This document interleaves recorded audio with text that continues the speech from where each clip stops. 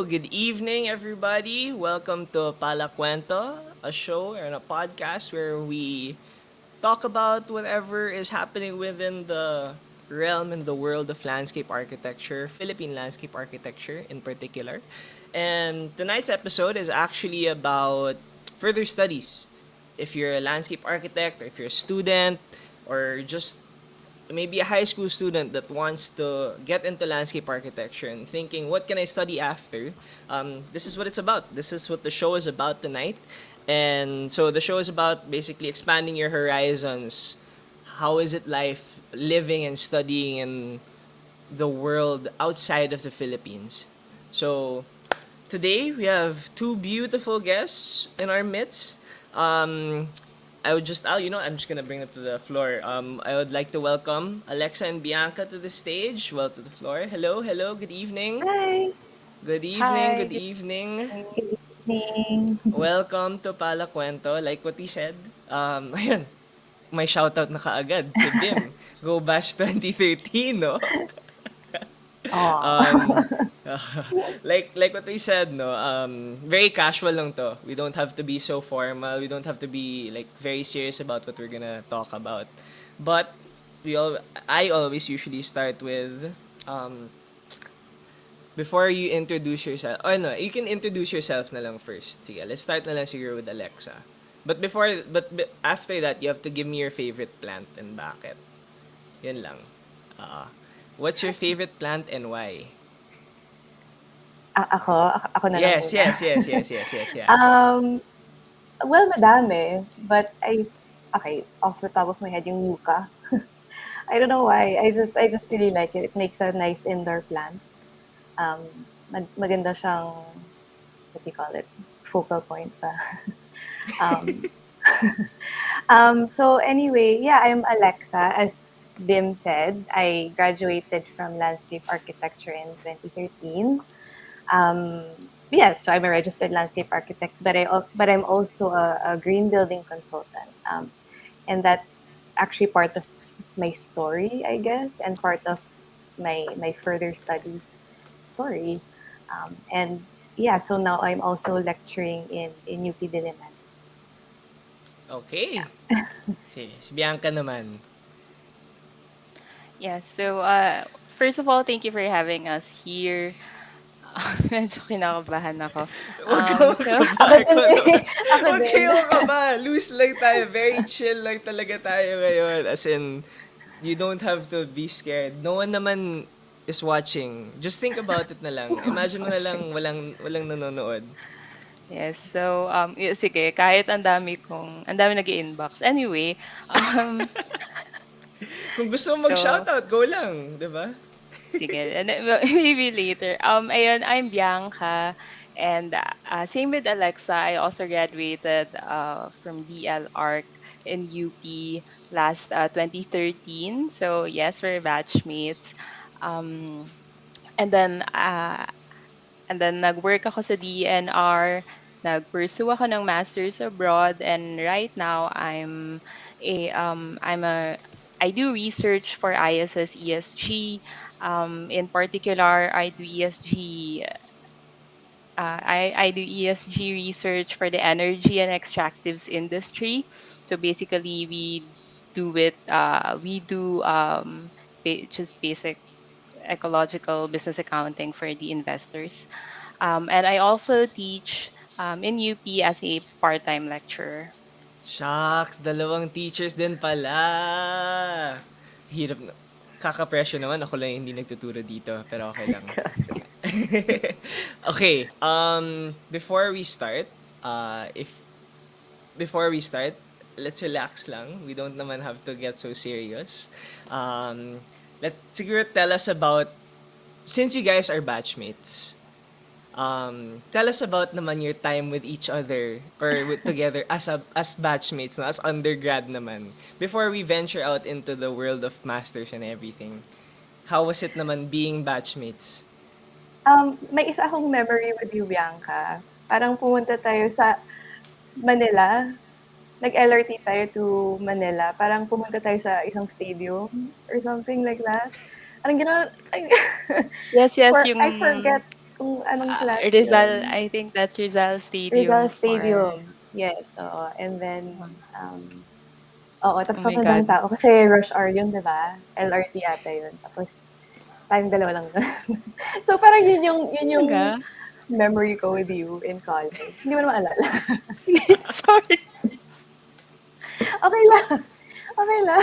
Joke lang. Pero marami tayong experiences sa LRT. Ako yung ano ko, pinaka na-remember ko, yung Play with Sir Demandig. Hmm. LRT to Manila din yon sa isang church. Or baka yeah, anyway. Memory ko na lang kay Alexa. Sige. Hindi ko na maalala yun. Ay, hindi, okey naalala ko na. Oo, okey. Yes, 'di ba? Oo. Ayun. Memory ko kay Alexa, ano ba? Very soft-spoken, pero naalala ko lagi ko siyang gustong maka-groupmate kasi ang galing niyang mag-present. Wow, Ah, Yes. Oo, flattery pala na yun. grabe as naman. in as in yung communication skills niya, um, perfect para sa isang groupmate na kailangan ng someone na ano, magaling mag-present. So, Grabe ikaw ba naman. yung taga-gawa tapos si Totoo. Alexa na yung taga-present? Ganun ba yun? Hindi rin, magaling Hindi din si Ah. Alexa naman. mag-sketch kasi Hindi, tsaka si Bianca anong magaling ginagawa ko? mag-present. Ano ba yan? Hindi, ayun. Pero yeah, isa sa para sa akin si Alexa yung may best communication skills. What else? Wow! Tsaka ano siya, transferee si Alexa actually from, 'di ba, from Ah, from, talaga? oo, sa kapitbahay. So, Sa kapitbahay. Um, kaya in a way, since freshie ka, medyo intimidating. Pero wala, friendly naman si Alexa. So, nawala rin yung ate. Baga ate-ate. Dati ate pa Grabe, tawag oo ko, nga. di ba? Oo Pero Talaga? nga. Alexa na lang. Oo, kasi dapat oo, transferee ako after 2 years. So, Okay. medyo mas matanda ako than the other people. Ayun, yun yung nangyari. Ay, So naku. dati may respeto na ate, ngayon medyo sige Alexa na lang, ganun na lang. Yeah, hindi naman sila Yeah. nag-ate, as in freshen pa lang kami, casual na kami. Casual na, yes. First name Oo. basis na. Oo. That's good, Yeah. that's good. Shucks, naabutan ko pa si Miss Sister de Manlig, by the way. I think we're the last batch that he taught. So, oo. Ay, oo Luckily nga, enough. 'no? Luckily Yeah. enough, Yeah. naabutan ko siya for first year design.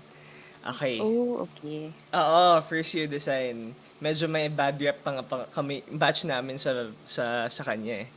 Kasi one time, yung batch ko, kala namin di na siya papasok. Okay. Minsan di talaga siya pumapasok, no? Or sobrang late lang siya pumasok.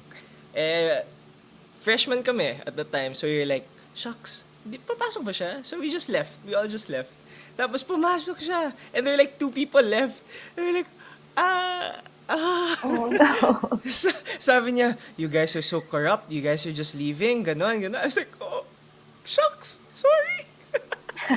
Oo, Oh, medyo blurred kasi yung 15-minute grace period sa Arky kasi nga 5 Oo. hours yung ano natin Oo, design. yeah. So, oo. Totoo, totoo. So, hala, yun. ayan na. Ayun, si Weng. Hi, si Weng. Hi, Weng. Oo. Hi, Weng. Ayun. Okay, so after college, did you guys go straight to taking your post grad, or did you guys work first? Whoever can, you guys can Sino? answer. Wala, no, I'm not naman, ano. Sino? Sino? Ako na lang. Go, Go. whomever. Okay. Hindi. I worked in Rockwell for 3 years in the design team. So as a landscape architect talaga. And then after that, somebody kind of introduced me to the concept of lead concept.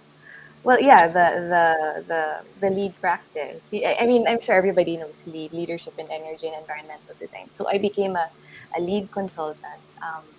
Tapos, so I was doing that full time. And I kind of, I had like one or two like freelance landscape projects, but I was really like more on the sustainable consultancy side already. And then I did that, I think, for another 3 years.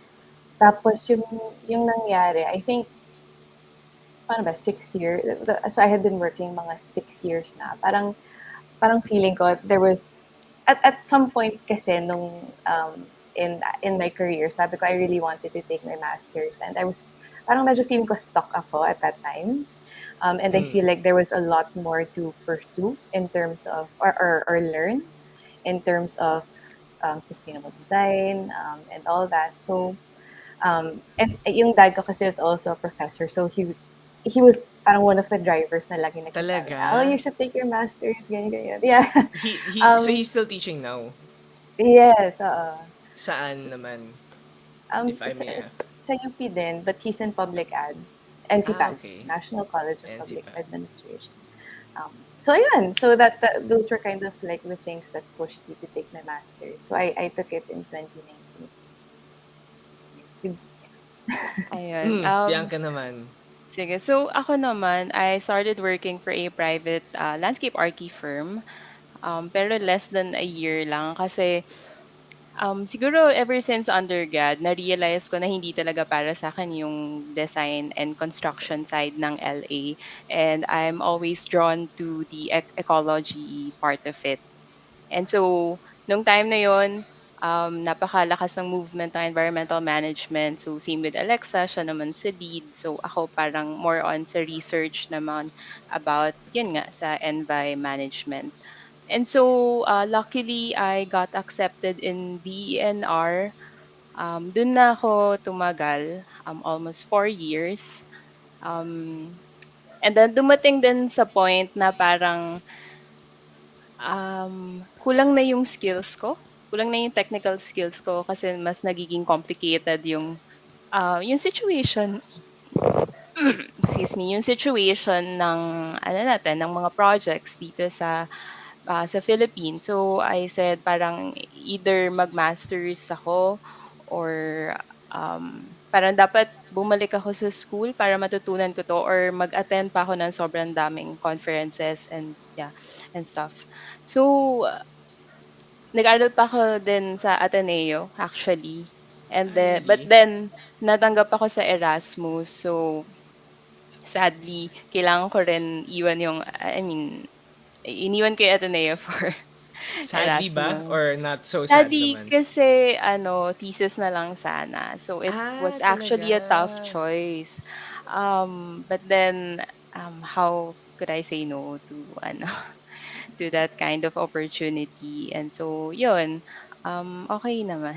And then yun, What right now, eto na. what were you taking up naman sa Ateneo? Ayun din, environmental science. Ah, okay. Okay. Yes.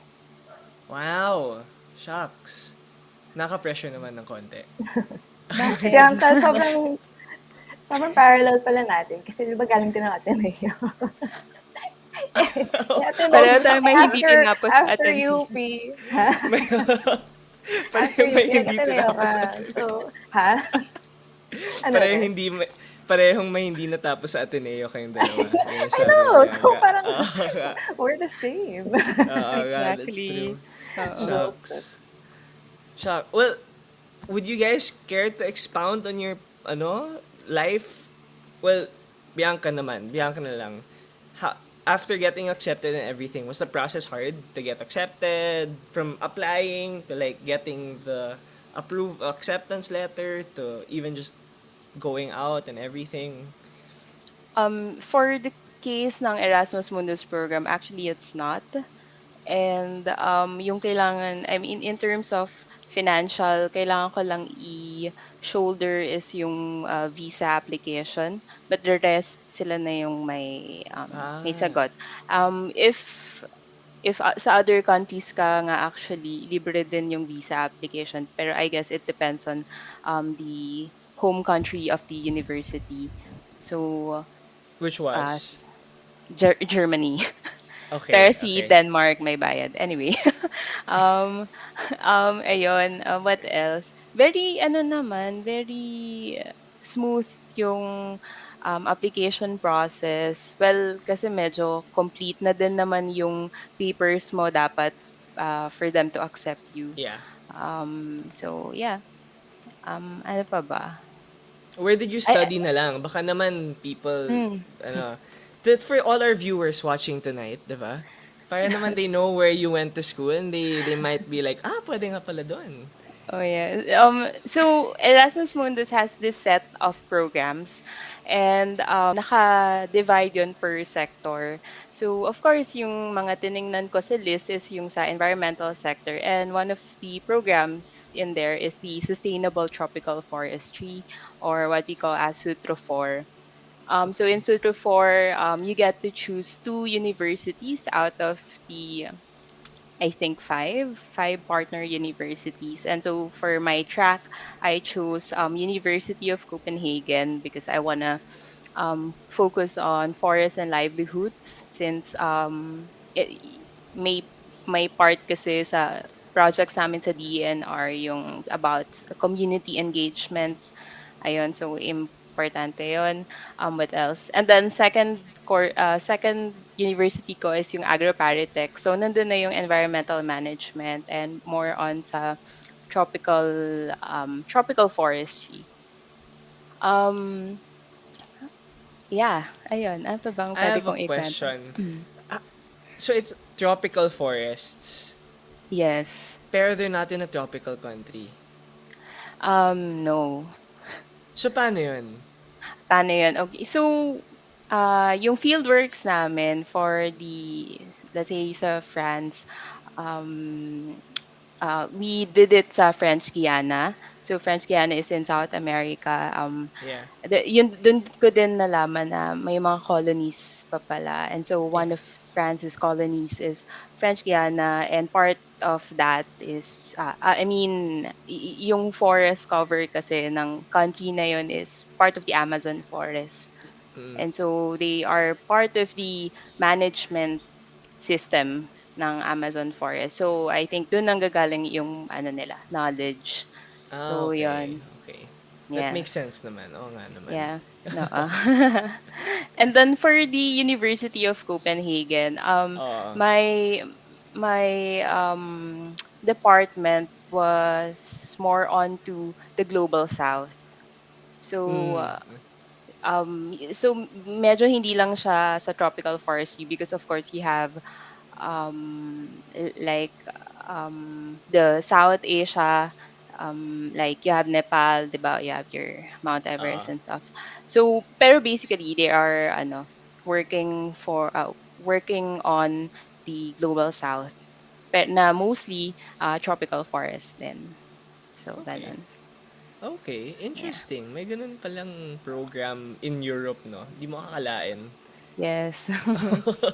That's a normal question I usually got when I was Talaga? studying. Oo, kasi parang bakit ka pa aalis ng bansa, eh katabi mo na nga lang yung tropical forest. So parang yun, ganun That's pala. true. Ikaw naman, Alexa. Tell us Um, a little bit more about your story naman. Post-grad um, story. Sige. So, um, I I applied to the National University of Singapore. Kasi very, very almost niche yung gusto kong pasukan. So when I was looking for programs nga about sustainable design, as in like yun talaga yung keyword ko, um, that was the first thing that came out was National University of Singapore, and also a lot of programs also in Australia. Pero I think the program in NUS kind of ticked all the boxes for me. Kasi, um, yeah, my course was called Master of Science in Integrated Sustainable Design. And parang kay Bianca nga, their focus was on tropical design. So obviously, kasi it's in Singapore and they're kind of like at the forefront of sustainability and in I don't know, in our region, I guess. I really wanted to pursue that. Um, so ayun, I think what happened was when I applied, um, unfortunately, hindi ako nakapasok or I wasn't qualified for the scholarships. It was either that and or late na ako nag-apply ng scholarship. But in any case, I passed my application. Tapos, kasi gusto ko talaga NUS. Syempre, And syempre. then, ayun, I got accepted. So sabi ko, oh my gosh, paano to? And one of the reasons why gusto ko rin siya was because it was a 1 year program, and that's important. If Okay. yeah, 1 year if lang. yeah, if papasok ka ng, not knowing that it's not going to be paid for by anyone else. So so that but you get the full experience pa rin kahit paano. So ayun, so I anyway, yeah, yun. Okay, okay. Yeah. That's interesting. So it's a 1 year program lang. Bianca ba, yours was 1 year lang din or 2 years or ay, year na-commute? Wait lang. Na-commute lang. Yan. Two. 2 years. Okay. Ah, okay. Interesting kasi it's nice to, it's, I guess, good to have a what's it called? Like, different perspectives. One is close to home and one is a little bit farther from home. So how was it like, no, being away from home? Well, siguro kay Lexa medyo a little bit a little bit near home. Lexa na lang, sige. You can How's it like being away from home? Yeah. Or yeah, or being in Singapore, life in Singapore in general, while Um, studying, while living uh, there. it was very easy transition. Talaga. Sobrang safe. I mean, they're very safe. Obviously, Singapore. Um, and also, yun nga, hindi ka na mag-adjust sa weather. Although, I think that's also part of the excitement if you live abroad, di ba? Parang mafe-feel mo talaga yung change. So that's Mm. something that I didn't experience personally, but it was still a great experience. I still, kind of got immersed in the culture. Um, so yeah, and I was able to fly home, I think, twice. Kasi sobrang lapit Talaga. lang. Oo nga, Yeah. lapit lang. Yeah, even if it was just mga 2 days, 3 days, mga ganun. Or overnight ata kasi wedding ng best friend ko. So I had to come home. And anyway, ayun. So malapit lang talaga siya. Pero cost of living naman, how was it naman? Since, Cost I of mean, you living, yeah. didn't, like what you said, Yeah. you weren't able to get the scholarship. How was Yeah. it naman? Um, Syempre ako I mean, like, I was scrimping basically, especially like um on food, let's say. Siguro that was one of the challenges for me kasi I they call it HDBs, where and usually what people do is parang you live with a Filipino family tapos mag-rent ka ng isang room doon. So I have a Okay. friend, and she said, "Oh sige, why don't you be my roommate?" So naka as in I got a lot of savings from that, yeah. And so I was able to save on that. But yun, yeah, I didn't always have access to the kitchen, so I had to when I went out to buy my food, it was kind of difficult kasi pupunta ka ng hawker centers, yung mga cheap places over there. It's Mm. bibili ka ng food. So Oo. for me, that was one of the challenges, syempre. In terms of comfort, I guess, medyo mahirap. Okay. Nice though. You could do that pala na parang there's a host family tapos you like rent a place. Is that how it is or Well, they're not necessarily host, parang landlord mo talaga. And then okay. and then yung room, sa'yo na yun. Oo, oo. Yeah. Interesting.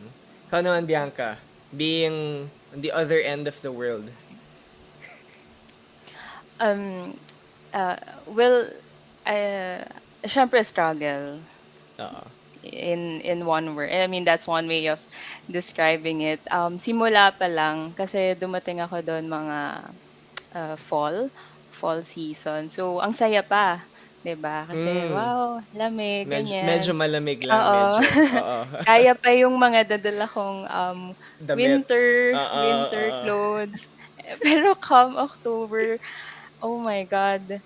Parang ano na, nag-iba na, parang ibang mundo na siya kasi I'm not sure if you're familiar with the Scandinavian winter, pero Mm. ano lang siya, like five Ilang hours hours of lang, daylight lang, 'di ba? five Yeah. hours of sunlight, and then the rest ano na madilim, and then nalaman ko din na hindi talaga siya nagso-snow, mas hailstorm siya. So, Really? maulan. And then Shucks. malamig. So parang ang gloomy palagi, and habang as time goes on, mas humihirap mag-bike.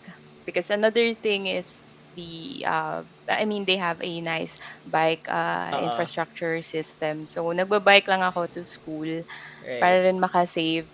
But then, 'pag winter talaga hindi na kaya, as in literal na nosebleed, ta's nagbi-bleed din yung ears ko. So may time na Dahil sa sabi lamig? ko, Seryoso ba? yes, grabe talaga, or baka kasi hindi lang ako sanay, kasi yung locals may naman muffs kaya ka and nila. everything. Yes, Talaga. lahat. Baka Or baka tropical problems lang talaga. yes, oo. No? Or baka ewan ko, baka may kulang ako sa damit, kulang ba ako ng warmers, pero malamig siya.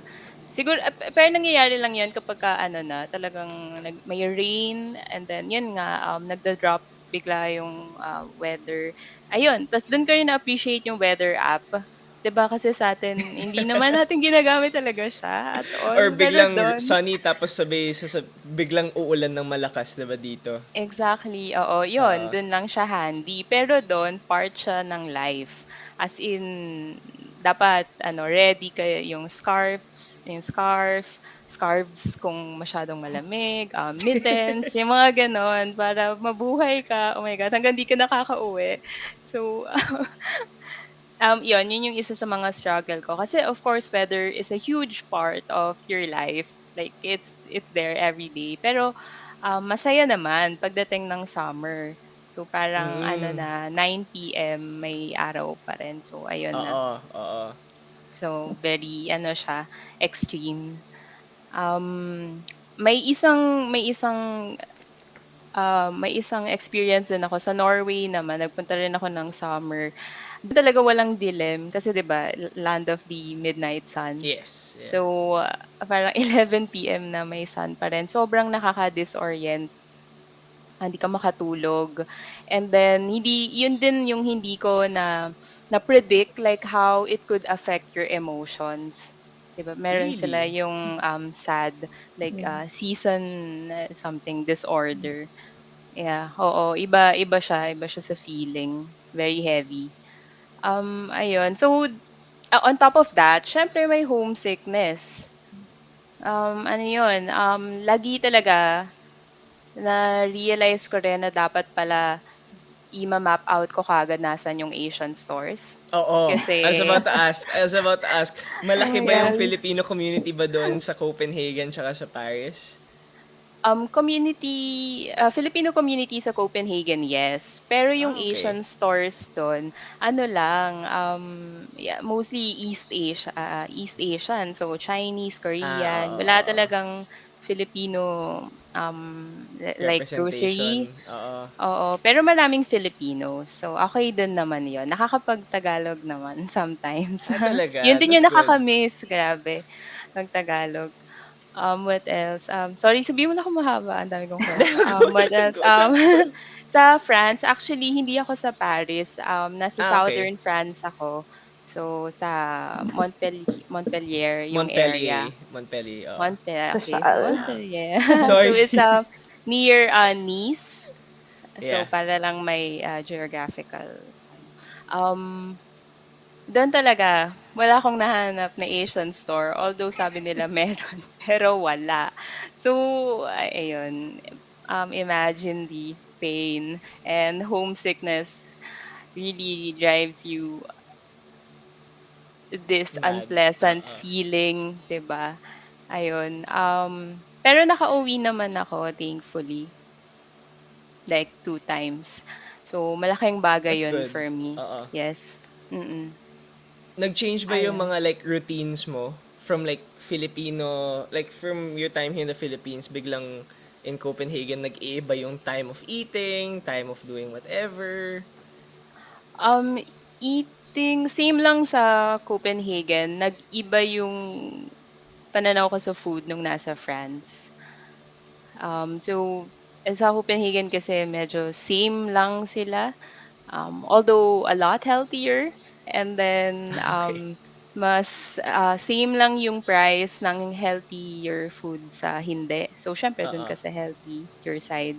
Pero syempre sa France, of course, their gastronomy, it's part of their heritage, and the quality and quantity of food is really different, as well as alam mo yun, kapag ka may events, iba talaga kung paano nila i-practice um, yung eating, 'di ba?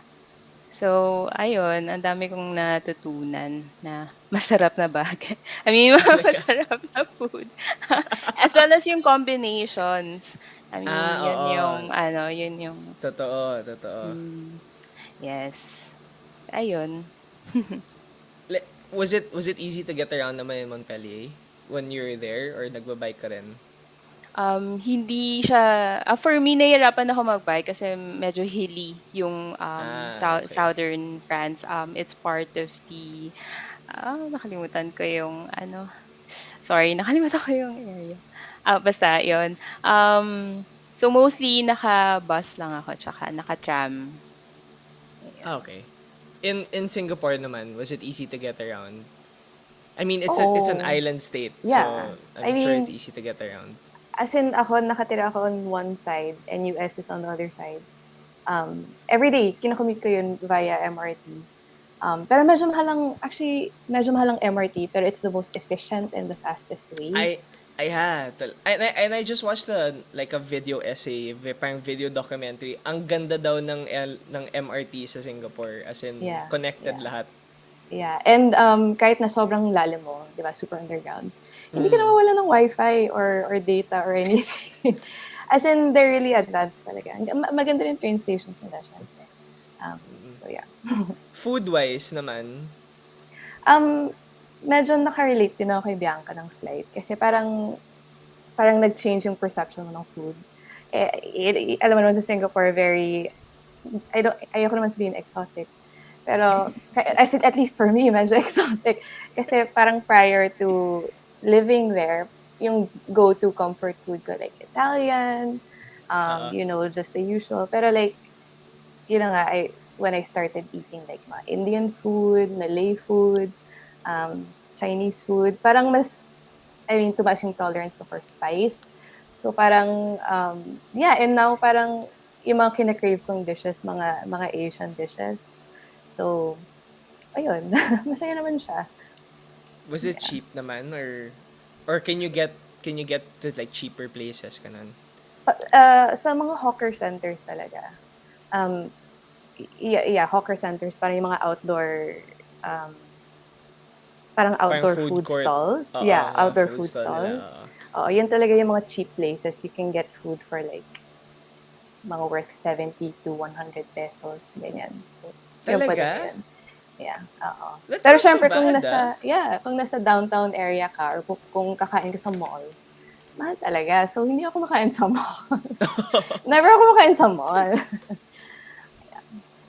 Hindi ba hassle with regards to weather din naman there, like humidity wise? Kasi it gets really humid in Singapore, 'di ba? Mhm. Was it What? harder? Parang hindi ba mas mainit or like Sobrang init, super. As in, kasi mas malapit siya sa equator, di ba? oo, oo. Tapos, yun na nga, pag kunyari late ka na for class, tatakbo ka sa MRT, init. So, by the time na nasa school na ako, post na ako, well, so in short, oo, sobrang init. Yeah. Okay, you touched on what was a day like for you guys? Parang what was a normal day for you when you were studying? Were you doing just study full time? Were you doing something on the side, working or something? Um, kayo, Alexa na lang siguro kasi she was late to classes. So, ka- you could start na lang. Yung typical day ko doon. Yeah, yeah. Um, well, kasi nga it was 1 year, medyo rigid ang NUS. Mhm. Um, I was in school pretty much 7 days a week. So, Wow, 7 days oo. as in no break. Wala masyado. Pero nagsisimba ako ng Sunday. And then, pumapasok ako sa school after. Um, Kasi, yun na nga, parang yung work, our what do you call it? Our studies there was really collaborative, so you would have to meet with your group mates and all that. Right. There were many times na I maybe I would come home at maybe 6 in the morning, and then I would go back to school siguro like mga 2 p.m. Ganon. Um, Ganun ba? Grabe. yeah, not all the time, but Pero like many overnight times. kayo sa school tapos you go back like in the afternoon na lang. Oo, parang ganun. Siyempre matutulog ka pa, maliligo ka pa. um, yeah, so most of my meals din, kumakain ako sa cafeteria. Obviously, kasi lagi ako nasa school. And then, yeah, you would just go home to sleep, FaceTime with the family and stuff. Pero yeah, Was ayun. it what when you're in NUS, are there a lot of foreign students also that take up the course that you're taking up or the program, or was it more like like Southeast Asian, Filipinos, Singaporean, Indonesian, Malay? Interestingly, I had like two Singaporean classmates lang. Karamihan Okay. sa mga classmates ko came from India and China, mainland China. So Talaga. it was an interesting mix talaga. No. Buti na lang may isang Filipina. Um, so naging best friends kami dun. Yeah. Uh, Hard communication wise, like with regards to since you said it's collaborative, so I'm sure language barrier was that a factor when it came to work. not with the Indians, Mm. but maybe nga, culturally you're very different. So you have to find a way to communicate, diba? And then with the, maybe the mainland Chinese, you have to um, find a way, for a language barrier. So maybe find words that are easy to understand, parang ganun. Yeah. Um, pero yeah, it was learning experience naman talaga siya. Oh naman, syempre. Was it were you able to pick up like like mga Singaporean, like normal conversational Singaporean phrases, or like the language itself? Yeah, mga ganyan. Mga lalang. Di ba, yun yung expression nila. Don't go there la, don't go there la. Yeah. No, no, it's okay la. Diba? Pero, Ganun sila. yeah. Pero like, hindi masyado, other than that. Yeah. Bianca, ikaw naman, what was a normal school day like, or a normal day in the life? So for Copenhagen, para siyang hybrid yung system. So may online classes din kami, pero at the same time you can opt to go to the actual classes. So at simultaneous siyang nangyayari. Hindi rin required yung attendance. So hindi siguro siya kasing rigid nung school system dito sa Asia. Ayun, so pag may hindi ako maintindihan sa topic, ganyan, I really try my best to go to class, ask my professor about it, then yan, uwi na. Pero kapagka ano, malamig, ganyan, 'pag ayaw mo, Ay mo 'pag bumiyahe, masarap, bahay na lang. 'pag sweater weather, ganyan, online class na lang muna tayo, ayan, nagta-Tagalog muna ako para hindi mo na maintindihan, joke lang. Okay lang, Um, okay lang. yeah, so 'yun yung usual routine ko, punta sa school, library, pero kung kaya siya gawin sa bahay ko na lang siya ginagawa. Kasi, siyempre most of the Erasmus, scholars talagang mina-maximize namin yung time namin para mag-travel. Ah, okay. Yeah, so kung may time talaga, ayun, book ka ng bus papunta somewhere ta's balik ka kinabukasan tapos kung may class ka or may submission. Pero Online na kung lang. wala, yeah, Ganon. kung wala, 'di online-online na lang din. Ano pa ba? Um, kung ayun din, kung mahirap mag-travel outside Copenhagen, Mm. I explore the area. I go to um, museums o parks, ano pa ba? Ayun, marami kasi silang parks na at this I mean, yung parks nila, ano din, memorial park, for example, ng mga famous people like si Neil Bohr, taga Mm. Copenhagen kasi siya, yung writer ng Little Mermaid, ayan. Pero Yeah. at the same time, public park din sila. So, pwede kang mag-chill lang dun. What else? Marami din silang castles. So aside sa museum, may castles din. Pero going back to school, teka, puro lakwatsa. Sa school, ang siguro ang pwede ko ma-share, yung walang hindi siya vertical yung structure. So we actually don't call our professors professor. We just call them by name. And sa group work naman, um, hindi naman siya rule, pero parang walang leader, parang hindi siya Mm. gano'n yung sistema, parang Yeah. everyone has the chance to, to step up dun sa task, and then kahit magbida-bida ka, hindi ikaw yung leader, parang gano'n. Oo. So so yung responsibility talaga nasa lahat, 'di ba? Um ano pa ba? Sa France naman, very different. They are more rigid, I would say. Mas old school. So yon, may attendance, may quizzes, siguro parang din sa kwento ni Alexa kanina. So most of the time, nasa school ako. And if may free time, doon ako nagbo-book naman ng train papunta sa Paris. So kung may, para lang, para pampawala stress. Pero, Was it Go lang, go yes. lang. Go ahead, go ahead. Sa Copenhagen, okay, walang language barrier. Like everyone can speak perfect English. Actually, in everywhere in Scandinavia, I would Yeah, say. it's good English there, Pero, no? mhm. Even sa mga local stores, wala Yes, yeah. problema. Even sa transportation, ayan, di ka maliligaw, di ka mabebenta. Sa France, yung medyo tricky because they can speak English, they can understand English, pero they prefer speaking in French.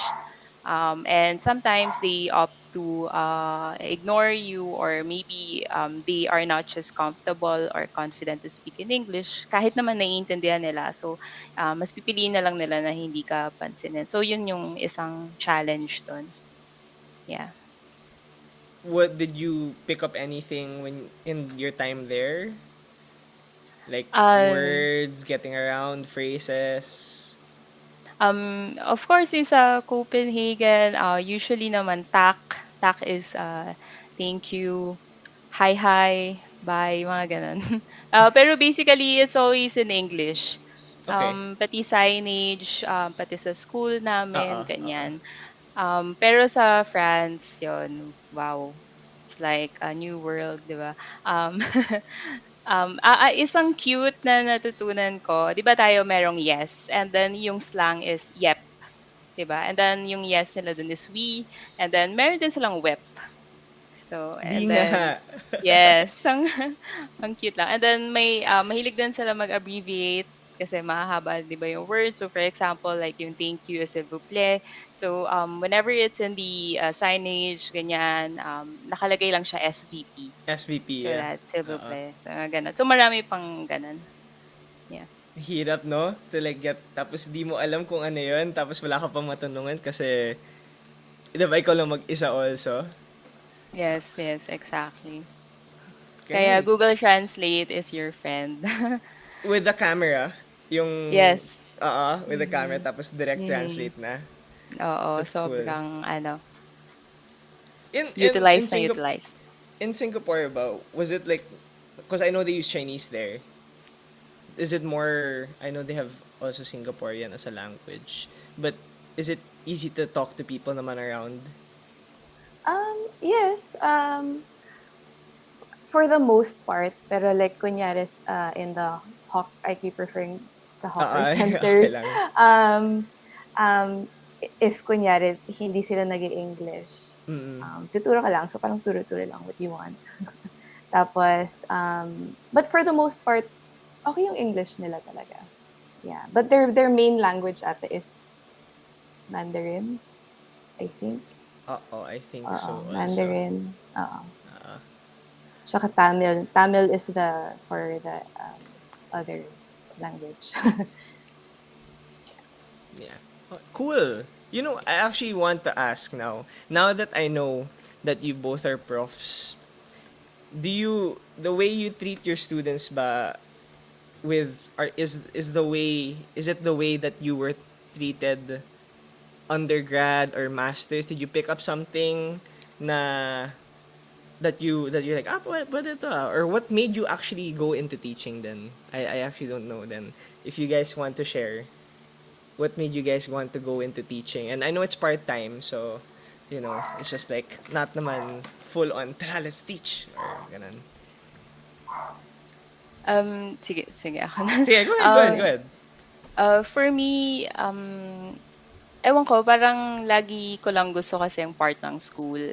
Yung formal, I honestly think that formal education is always one of the best ways to equip yourself with proper knowledge, 'di ba? And so kasi guided siya, and then okay yung references mo, and so okay din siya pag yung path mo talaga is research. So hindi ko na realize, pero mas siguro ang pinaka na nakuha ko lang na system dun sa Europe siguro is yung mas ano ba, siguro mas lenient ako than before, than the person I was before. Um, so ngayon Nung, parang nung mas nag-undergrad chill ka, you lang. mean? Nung Yes, yes. nag-undergrad ka, okay. Oo. Or kahit nung nagwo-work ako during my younger, I mean, yung mga early 20s ko, 'di ba? Oo, Parang tak tak tak dapat lahat 'yan.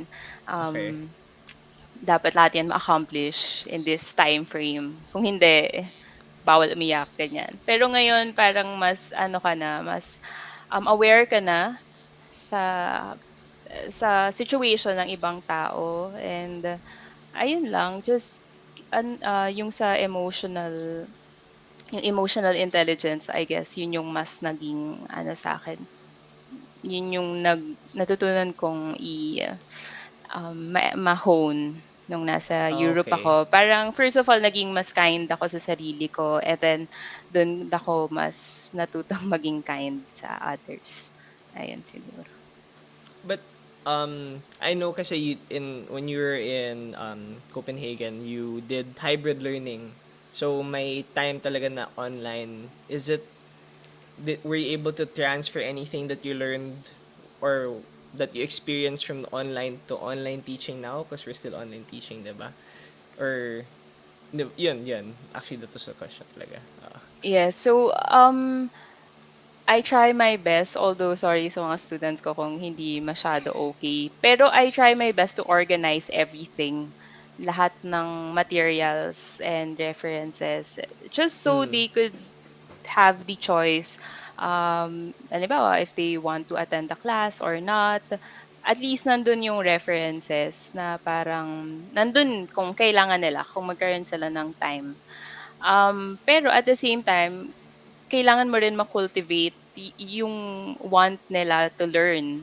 Like ayoko sana na parang, ah, nag-aaral sila dahil kailangan nila pumasa, or parang kailangan nila makakuha ng degree after 4 years. Parang sana, yun kasi yun yung naging motivation ko rin sa Europe, na parang kahit ang hirap na, 'di ba? Hirap na ng life, or parang kahit gustong-gusto mo na umuwi, pero dahil gusto mo yung ginagawa mo, parang yun yung nagpapa-stay sa'yo, and yun yung reason mo to strive, or to work harder. So sana, yung mga students ko medyo gano'n din, 'di ba? Although hindi ko sure paano ko pa yun ma-share sa kanila, pero 'yun, that's the goal. okay. Interesting. Is Alexa here? Is Alexa still here? Baka naman. I think her camera froze eh. Baka she's not here na. Sige, okay lang. And Yeah. until we ano. Um when did you ano pala when until when did you take your masters? Yan, she said. So 2018 to 2018 to early 2019. So yun yung sa Copenhagen. And Mm. then we had a field work. So I moved to Nepal. And then my Uy. bago sa France, my field work nga kami sa French Guiana. So I had to move to South America and then back to Europe. And so I went home late last year, 2020. So I think that's At the two height of the ye 20 pandemic. yes. So medyo ngayon Grabe. pa lang din ako nakakalabas. Ngayon ko pa lang nami-meet yung mga ano, friends ko or yung families talaga. So Grabe. simula na umuwi ako, yeah, walang chance. S- Oh, there, Alexis back. Sorry. No, it's okay, it's okay. Ikaw Nawala. naman, how's your teaching style naman? Is it different from how you were taught when you're in undergrad? Is it more of the same when as you're taught in when you're taking up your masterals? Or actually, yeah, yun Um, lang. siguro by ano, kasi parang galing ako masters. I kind of try to take um, what do you call it, style from that. Kasi yung na-realize ko when I was, in NUS, I really enjoyed the discourse, like the exchange of ideas between the students and the professors. Although ngayon, syempre it's a little hard kasi virtual. So parang there it's less natural, the flow of the conversation. But I like taking, like kunyari sa group reports ng mga students ko, I really like taking their ideas and expounding on it more. And I hope that they learn from it also, syempre. And tulad din ni Bianca, I think um, medyo chill ako, I think. And because it's distance learning at the moment, you really need to trust na they will read the material that you give them, which is what we did undergrad more so in masters kasi parang hindi na kayo bata eh. Parang the professor really relies on your discipline, on your self-discipline that's imposed on yourself. So ayun, I trust in that sense it's more chill, I guess, kasi parang okay, so here's what you have to do, here's what you have to read, ganun. So I think yeah, in that sense I'm also more chill and ayun. You're a chill prof naman. I Hindi mean, naman ano. hindi naman to the point na parang ano, 'di ba? Parang hindi mo na sila papansinin or Papansinin, whatever. oo. Um, but I like to think na parang it's parang comfortable. Parang you can talk to each other. It's casual in the sense na um yeah, ayun.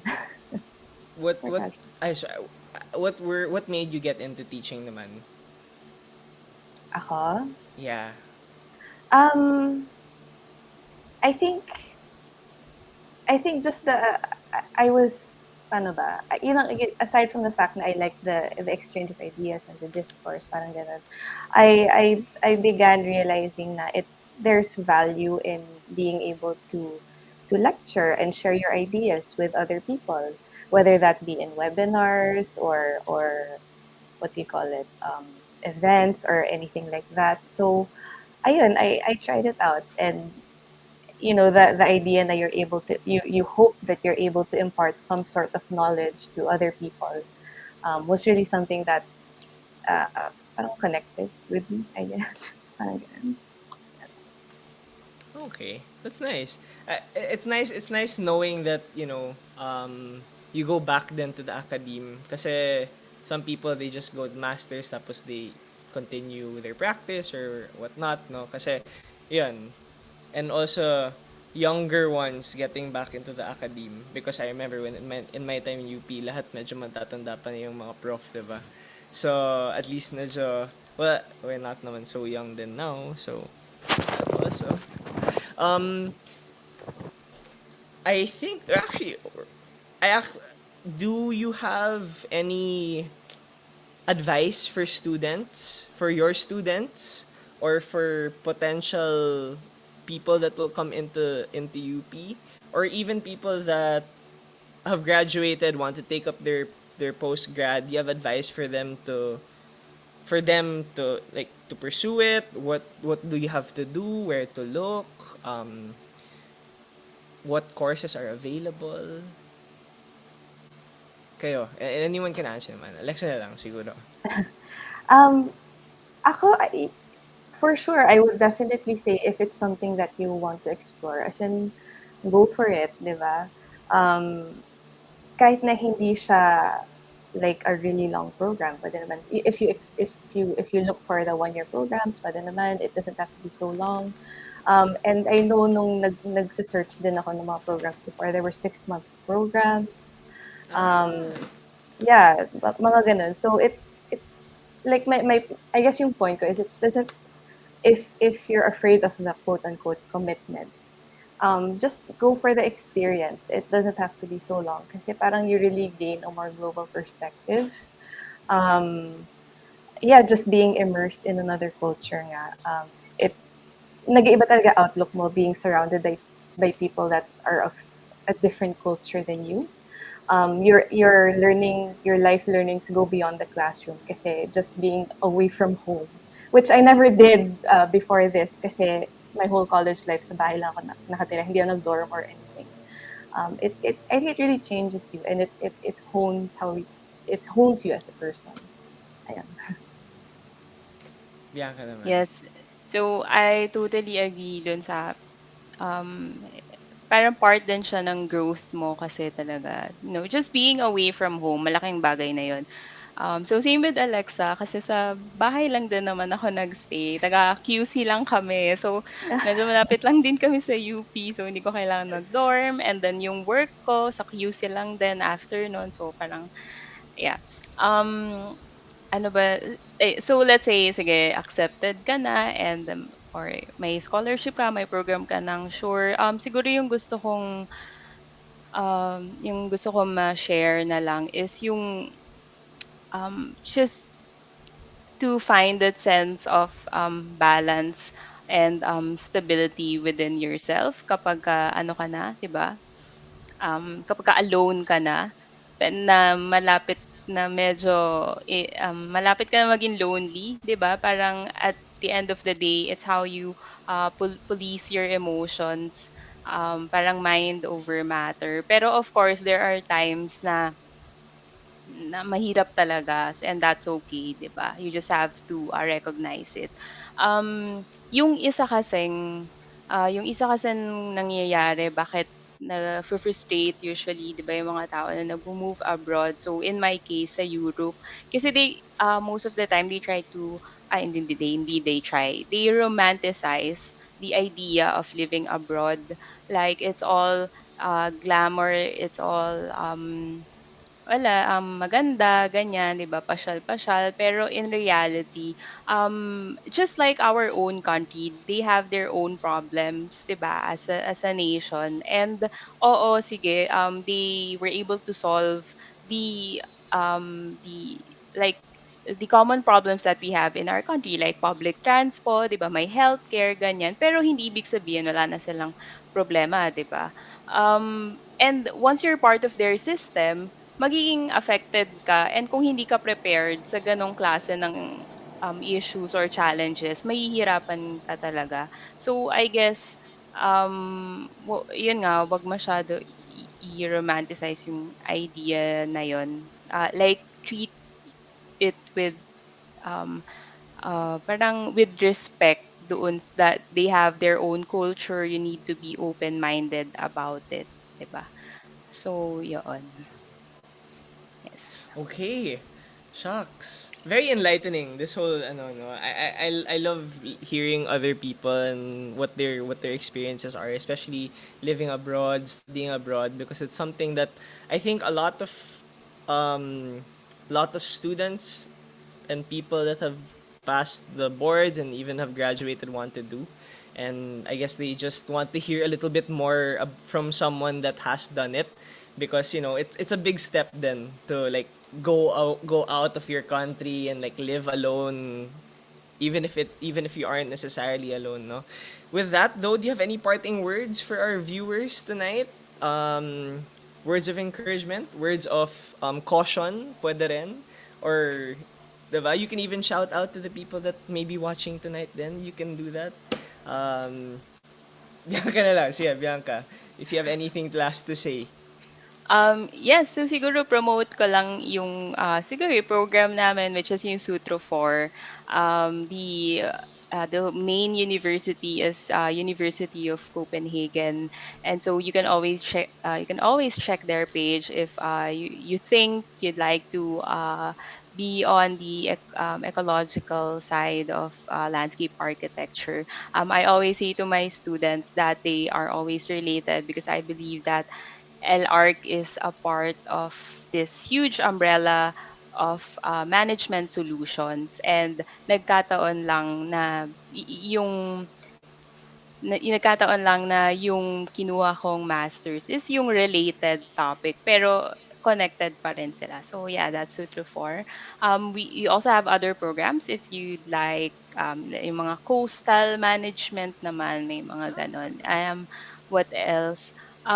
Kung ayaw nyo ng Erasmus, sometimes yung countries din, meron din silang scholarship. So, embassy ng France or embassy Denmark, wala pala. Other countries, I think it's common. So, also don't lose hope if it's something you really wanted to do. Ako talaga, di ko na alam kung nakailang applications ako. Ang sure ko lang talaga sa sarili ko noon is that gusto ko mag-research and kahit hindi ako natatanggap, parang sabi ko, sige, mag-enroll na ako. Kaya 'di ba nag-aral ako sa local university. Pero 'yon. Okay, thank you. Lexa naman. Parting words, words of caution. Ano ba, hindi naman words of caution.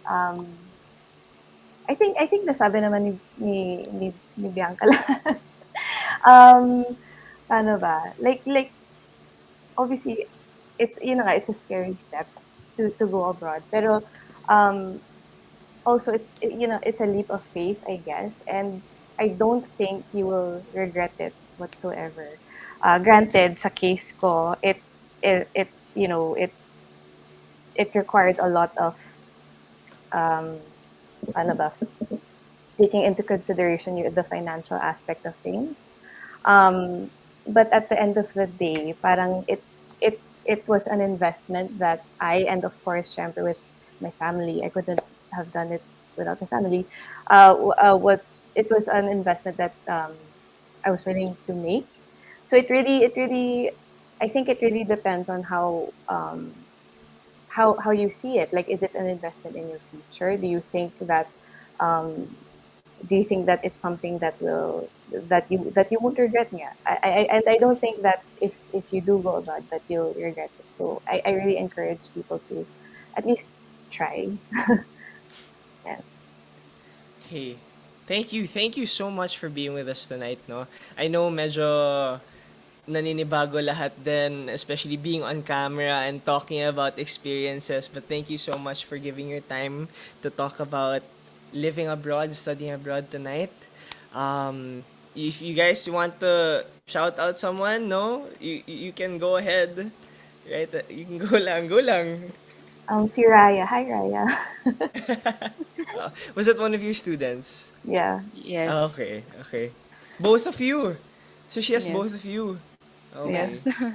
Sana naman she's not naman being such a troublesome student. No, joke lang. Di naman siguro.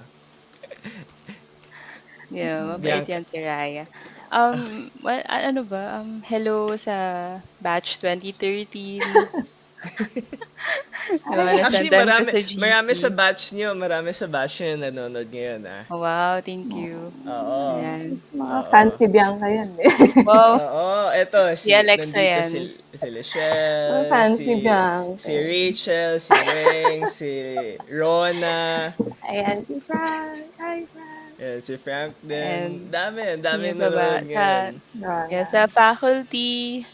Yan, daming ano pa ba? Ay, ako in-invite ko rin yung friends ko from DNR. So, hello, girls. Kay Bim, hello. Lahat na talaga. No, you don't have to. Ano lang naman. Hmm, okey. Baka si Pam Ayan sa pala Okay. students nanonood. Hi, Pam. namin. Ay, hi Pam. Si Cars ba nanonood? Hi, Cars. Nag-hi na rin sa lahat. Ang feeling. Ano ba 'yan? Well, thank you though. Thank you though. I learned so much about just life after post grad life in general and especially abroad. So thank you so much for that. Um, yeah, thank you. Shucks. Are you considering studying abroad? Hala, nag-interview Me, ako na oh, nag-interview. turn na ka na. Um, kind of, oo, actually. Hmm, Yeah. But okey. with because I feel like if you want to do post grad, you really have to be um passionate about what you want to take up. So right now I haven't found that like parang not man niche but like that little passion that I want to do. But I've been thinking about it abroad definitely. I feel like I like the studio work kasi I know abroad very collaborative siya and very studio focused siya. So and that's I love having ideas just thrown around and everything. So I think I'm a little bit more leaning towards that. So I still have to look at my options to see what's possible, to see what's Sige, attainable then. But yeah, don't worry. good luck. If I have questions, I will ask you guys. Don't worry. Kukulitin din kita kung may tanong ako. Good luck. Sure, sure. Okay. Thank you. Thank you again so much. All right. Thank you. Thank you for having Thank us. you. That Thank that brings a you. close for tonight. For tonight's Palakwento. So, thank you again to Alexa and Bianca. I hope everyone learned a little bit of how life is in another country studying and not being with your family and everything. So, thank you so much for staying with us and listening to all the stories and experiences that were shared. We will be back in 2 weeks with another Palakwento, with another topic. So I hope you come back and join us again. But for tonight, I'd like to bid you goodbye. Have a great night and a good week ahead. Everyone stay safe, everybody. See you. Night.